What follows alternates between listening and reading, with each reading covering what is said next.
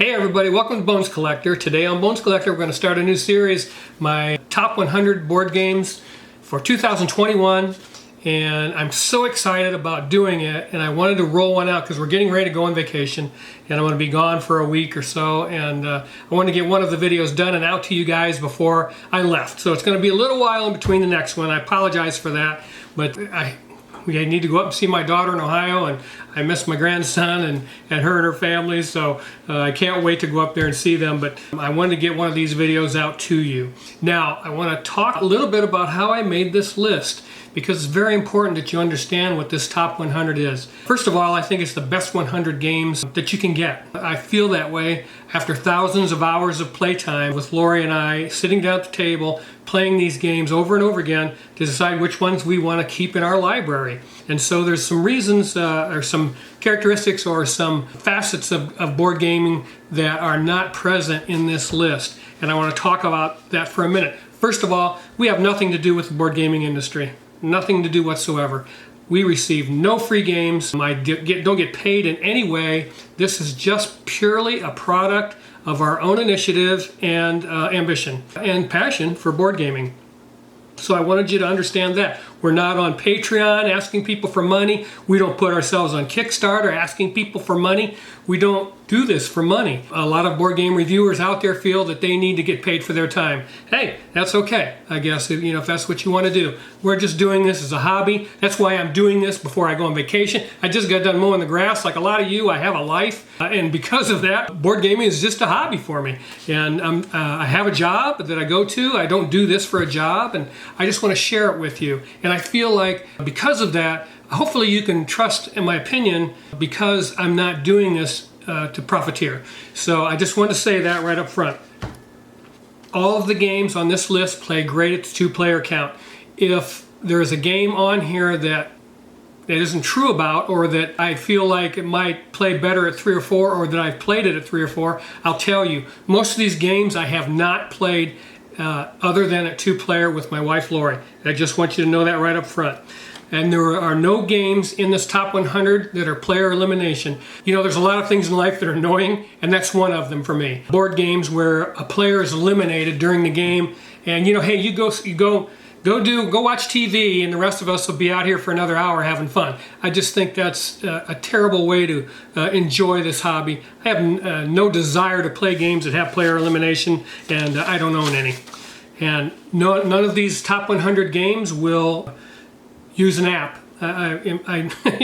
There's lots of things that are positive about tablets and phones. Lots of things that, I use my phone all the time to help me track board games and to help me keep track of top 10 lists and my top 100 games and my YouTube channel. So I use my phone a lot for things like that. And I keep notes on it. But I don't want to bring that telephone or that iPad or whatever it is into my board gaming life. I feel those things have their place, and they're certainly not in board gaming for me. I know there's some reviewers out there that think that's the next great thing is integrating apps into board games, and hey, that's fine. They're entitled to their opinion, and I have mine. I don't want any apps or tablets involved in my board gaming. So there's none of these games that have that. There's not going to be any living card games. If you don't know what a living card game is, it's a game that's going to ask you to buy more and more and more. And there's many examples of them out there because it's a way to make more money, obviously. Of course, Magic the Gathering is the king of living card games. That thing goes on forever, and you can spend, make payments by the month to play that game. I'm not into that, so you'll see no games like that. There's not going to be any legacy games in this top 100 list. I have played Pandemic Legacy and some other legacy games, and although I enjoyed my time with Pandemic Legacy, I just don't want to destroy, you destroy part of the game as you go, because it's tailored to your game. And it was okay. I had fun when I played doing legacy games, but I don't know. At the end of the day, I want to have a gaming experience that's different every time I play it, just because the game presents itself like that. So a lot of the games in our top 100 give us that satisfaction. So legacy games are not in our list. And every game on this list has one thing in common one thing in common, and that's tension. Every board game that's worth its weight, that's worth your time to play it, has to have some kind of mechanic in it that's creating tension. Otherwise, you're not going to have any fun. And I love games that are like that are so tense that you just agonize over the decision making. So that's it. I'm done talking. Let's get to our top 100 for 2021. Is this the best top 100 list on the internet? I think it is. I hope you do too. Number 100, Uwe Rosenberg's Mercator. And Uwe Rosenberg has done some magnificent games. He of Agricola and Fields of Arle and Feast for Odin, some beastly games, some great big huge games. And this one we like better than all of those because we can get it done in an hour or less, and it's exciting and tension filled. And Mercator delivers in spades. It's a game where you're going to be moving a lot of cubes around. It begins in Hungary during the, what was it called, 100 Years' War or something, and Hungary was a center of trade, and you're going to have this is the ultimate cube pusher, all different kinds of cubes, all different colors, excuse me, of cubes, and each one of those has two different values, and you have to manipulate and collect those values to buy contracts, to get bigger contracts, and it's all done through a beautiful board and some cube bins that are on each city. So it just looks great on the table, I think, and we enjoy this game tremendously. And I think the last contract, once somebody gets the contract number 14 or something like that, then the game end is triggered and you begin the game end resolution. I love this game by Uwe Rosenberg, and out of all those games I've mentioned, and I mean Le Havre, and there's so many big games that he's done, and I just think this is better than all of those great big games. That's why we kept it. It's number 100. Let's move on. Number 99, Lorenzo Il Magnifico from Come Games. Let's see. Okay, I'm going to back up. Uwe Rosenberg's game is 1-4. It plays solo. You can play it 2-player in an hour or less, which we do all the time, and that's why it's on our list. Same with Lorenzo Il Magnifico. Let's try this game. This is by Come Games, and it is 2 to 4 players, 60 to 120 minutes. 60 minutes if you're playing it at 2, which we do. And we just revisited this game, Lori and I. Played it 3 times in a row, and we loved it so much more. It just reinforced our feelings about this game. You're going to roll 3 dice, and everybody has to use the values that are on those dice. And you're going to be acquiring cards through those dice, and you have a family of workers that you're going to place on the board, and you, depending on the color of your worker, so that, you've got 3 colors of dice, orange, white, and black, and you have that color of workers in your pool, and whatever the black dice says, that's your black worker, and that's his value. You can manipulate that in various ways during the game, but I don't want to get into that. You'll be acquiring cards, putting them on your player board in order to score as many points as you possibly can, and I love this game. It's full of tension, full of very tough, meaty decisions, and that's why it's number 99 on my list, Lorenzo Il Magnifico. Lorenzo Il Magnifico is designed by Virginia Gigli, Flaminia Brasini, and Simone Luciani, which is a great team of designers. This game reflects their talent and ability. That's how that works. All right, number 98. Number 98 is Grand Austria Hotel, and this game is designed by Simone Luciani and Virginia Gigli. See what I'm saying? Do you catch what I'm talking about here? And in Grand Austria Hotel, you're doing exactly that. You're trying to satisfy guests and score points by putting them in hotel rooms. And I love this game. It's a dice drafting game. You roll a bunch of dice, put them on a board according to their value, and each number, a particular number, has a certain action attached to it. Now sometimes when you roll all those dice, you won't get the number. Maybe you roll them all and none of them turn up a number 4, so you're not going to be able to take that action. So that's what makes this game very tense. It's from 2 to 4 players. We can play it in an hour, put it back in the box, and just sit around and drink some wine with our friends and talk about our gaming experience. I love this game.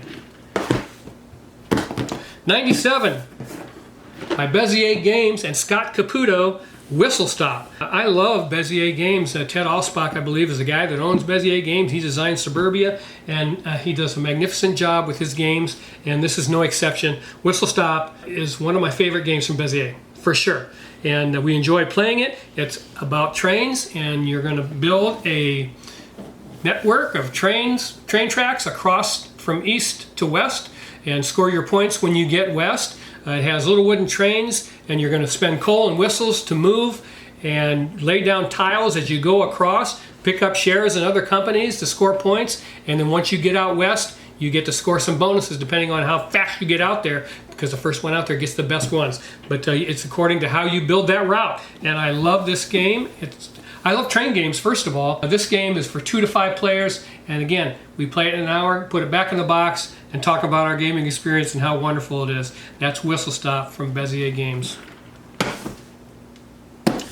All right, this is number 96, Queen's Architect by Volker Schachteli. I don't know this fella, but I know this game. And Queen's Architect is absolutely fabulous. And I can remember the first time I set this game up, I looked at it, and I must have just got done playing a Vital Lacerda game or something, but I looked at it and said, wow, there's not much to it. Oh my gosh, can looks be deceiving? This game is magnificent.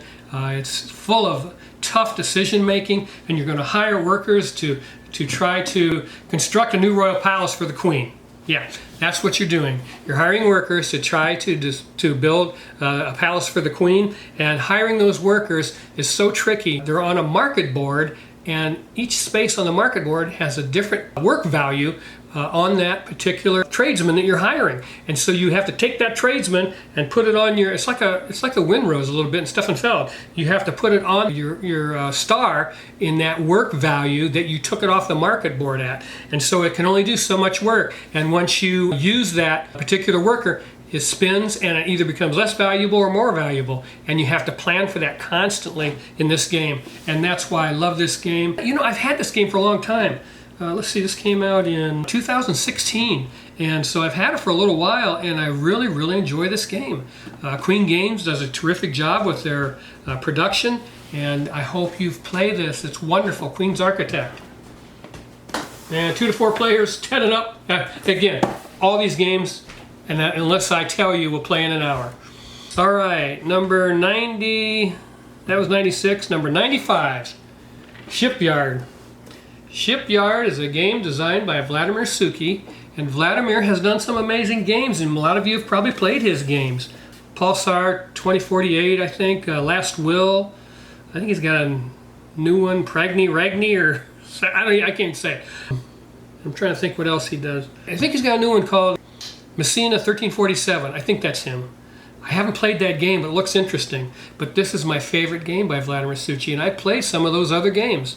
I played Pulsar, and it was a table eater, so I got rid of it. And Last Will I really liked, and I was just on the fence about it, but we did move that game on. But this one I can't let go of because it is Rondel Heaven.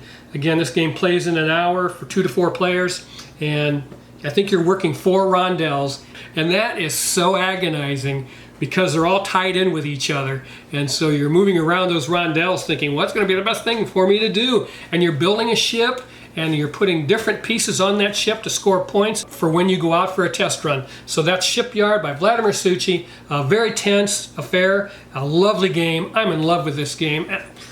Man, every game I'm telling you about, I'm mad about. Just madly in love with them. All right, number 94 is a game designed by Andreas Seeferth, and it's called Puerto Rico from Rio Grande Games. And this is from 2002, so this is an old game. And the box says 3 to 5 players, but there is an official variant from the designer on Board Game Geek, which we used because we love playing this game. And so it's an action selection type of affair where you select a tile that has a certain action on it, and on that tile you get to take that action when you select it, and then also there's a secondary action on there that all players get to take. So you have to make a tough decision when you're choosing your action.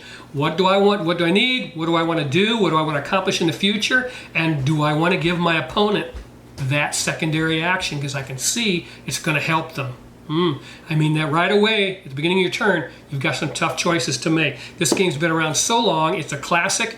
I bought this game for $10. I mean, I got it for, I told you guys I go to conventions. Lori and I, we play games at conventions, and we get on virtual flea markets and games that we are looking for. We try to acquire. I got a pristine first edition copy of Puerto Rico for $10, and man, I'm glad I did. We played it the other night 2 or 3 times in a row, and just again, I wouldn't tell you about these games, but I'm in love with them. You know, none of them I feel are weak. You know, to get this down to 100 games, that's hard to do. Of all the games that we've played, and to get it down to 100 is very difficult. I mean, there's some games that are in my library. We have a 150 game library here now, and there's 50 games that aren't on there that I'm madly in love with. So to have to leave those off the list is very difficult. Puerto Rico came in at number 94, and I love that game. Number 93, Goa by Hot Diggity Dorn. That's right, Rudiger Dorn. This is his baby. It came out in 2004. This is a first edition copy that we were able to acquire. We've only had this game, I don't know if we've had it a year, have we? I don't think we've had it a year. But it's simply a game of spices. You're acquiring spices. You have a player board with spice tracks on it that you're going to move up and get different benefits for, and you use different cards to help manipulate the game for you. It uses like an auction bidding mechanism to acquire tiles off the market board, little number tokens that you use and place in a certain fashion on the market board that's going to determine who's going to select what tiles. So that's pretty cool. And this game, like I say, has been out for a while, 2 to 4 players. Again, we play it in an hour. I love this game from Rio Grande Games, and it's had at least one other production run. And the tokens are screen printed, the spices and stuff, so that's kind of cool. But this was a first run copy, and we're glad to have it from Rio Grande Games. But my point is, it's a classic game, and sometimes classic games get overlooked, and you shouldn't do that.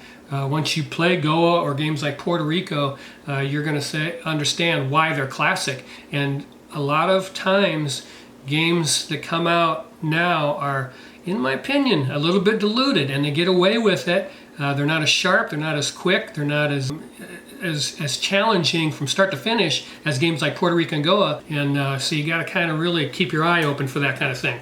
That's Goa. Man, that's a good game. All right, number 92. First time on my list, Stefan Feld's Oracle of Delphi. And by first time, I mean this is the first Stefan Feld game. There's going to be more. But yeah, there's Oracle of Delphi is the penultimate pick up and deliver game. And it is 2 to 4 players, so no solo variant.